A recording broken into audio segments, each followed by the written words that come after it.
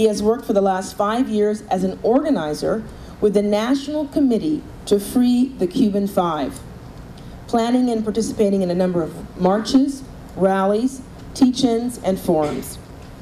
The issue of the Cuban Five is not well known in the U.S., but it is a major irritant in Cuba and a symbol of what they consider the double standards of American rhetoric against their country. We thought we would have Mr. Puryear introduce this topic tonight. Continuing on to the left is Mr. Jose Pertierra. He practices immigration law in the District of Columbia at the law firm of Pertierra and Toro, PC. He was born in Havana, Cuba. He received his JD from George Washington University. He also holds a master's degree in philosophy from Georgetown University.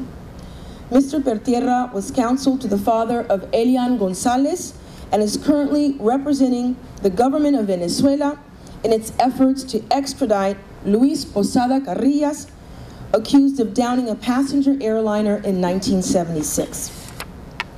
Mr. Pertierra is a Human Rights Award winner designated by the American Immigration Lawyers Association and a recipient of the Humanitarian Award from Mapafi Foundation. To close the program on a cultural note that takes us away from the political discourse, we are pleased to present the last panelist on the furthest to my left, Madame Cecilia Domelleco.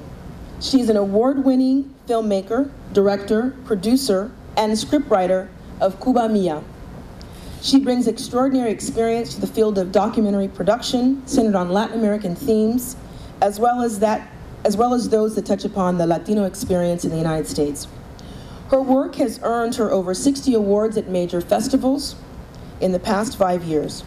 Her documentaries on visionary educational reform in Chile and Uganda are currently airing in over 90 countries and have won numerous international awards. Her work has also appeared on WETA TV and WNET TV, the Discovery Channel, and Channel 13 of Chile. Following her presentation, we will show a clip of her film, Cuba Mía. Then there will be a question and answer session followed by a reception. You can continue the discussion if you wish over a glass of wine or just relax and socialize. So we will begin with a presentation by each panelist. So I now give the floor to Dr. Wayne Smith. Thank you. I'm supposed to give an historical overview, and I can do that since I've been working on Cuba for 52 years now. I went to work in the Bureau of Intelligence Research in the Department of State in February of 1957. Castro had returned to Cuba December the 2nd of 1956 to begin his revolution. I was immediately put to work on Cuba, never worked on anything else. And a year and a half later, as I had taken the Foreign Service exam and come into the Foreign Service, I was transferred to Cuba, arrived there in August of 1958, and was there until we broke diplomatic relations. So I saw Castro ride into Havana in January of 1959 and saw that first speech that he gave. It was memorable. I think it was January the 9th of 1959, and the most memorable part of it was that they released a flock of white doves just before Castro began to speak. Now this is, the white doves, the symbol of peace, returned to Cuba. Well, yes, but there was more to it than that. Most of the doves fluttered up into the sky, but one returned, landed on Castro's shoulder, and remained there throughout the speech. I was watching at a friend's house, and the cook was watching from the kitchen door, and I heard a gasp, looked back. She had fallen to her knees and was in a trance, swaying, because the white dove is the messenger of the Oshun, the Santeria gods, sent to show people who is the anointed one. So the gods had showed Fidel Castro is the anointed one. Friends, skeptics, said later, the next day, skeptics, both Cuban and American, said, the dove was trained, of course. Well, yes, but, and a trick. It's all a trick. The dove was trained. Yes, but what a trick. You know, when you have an Afro-American majority and you have the dove coming down to indicate who is the anointed one. It was very, very effective. We moved on then, inevitably, Cuban-American relations having problems. Castro, well, let me say, Castro was not a communist. He was a Latin American nationalist. He was going to free Cuba and then free Latin America of U.S. domination. And he said, we're going to turn the Andes into the Sierra Maestra of Latin America. There came a point, however, in late 1959 when Castro had given a very hostile speech, so hostile that our ambassador was withdrawn. But Bonsall, Phil Bonsall, the ambassador, believed in dialogue, believed we could come to terms with the Cubans, went back to Washington and convinced them to offer a dialogue with Cuba, and they did.